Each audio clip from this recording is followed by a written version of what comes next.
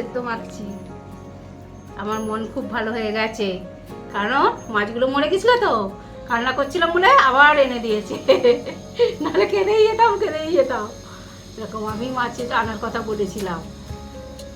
আর আজকে এই যে ছেলের জন্য আলু সেদ্ধ মাখছি, এই মাছের গ্রেভি দিয়ে খাবে।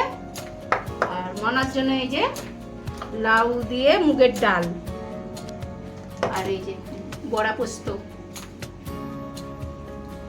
থাকতেই হবে পোস্ত, বলো? এটা খেলে হ্যাঁ, থাকতেই হবে পোস্ত। পোস্ত না, আর আস্তে আস্তে তো ঠান্ডা বাড়ছে। অনেক দিনের পর ভিডিও দিচ্ছি, কারণ মনটা ওই মাছ মরে গেছিল, শুধু কাঁদতাম, সবাই বারণ করতো।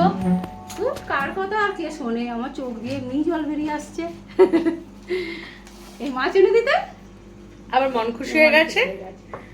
আর এদিকে আস্তে আস্তে ঠান্ডা বাড়ছে, আর আমরা আবার শিফট হয়ে গেছি টেবিলে। খরগোশ ছিল। আর আগের দিন দেখেছিলে এই যে আমাদের ডাইনিং টেবিলের নিচটা কিন্তু পুরোটাই অ্যাকোরিয়াম।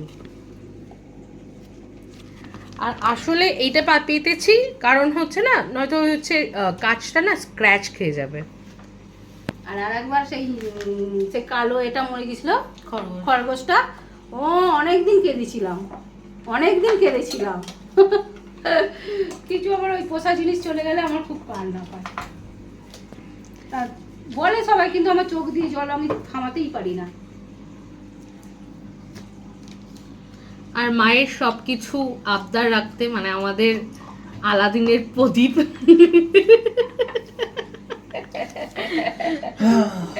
কই আমার ভাতু কই? আর আপনার আমাদের আশ্চর্য, মানে জিন আমাদের প্রদীপের জিন। আর এটা সেকেন্ড পার্ট তৈরি হচ্ছে। কচি জি। আর আমরা লাঞ্চটা করে নিই, আবার আপনাদের সাথে দেখা হবে নতুন একটা ভিডিও নিয়ে।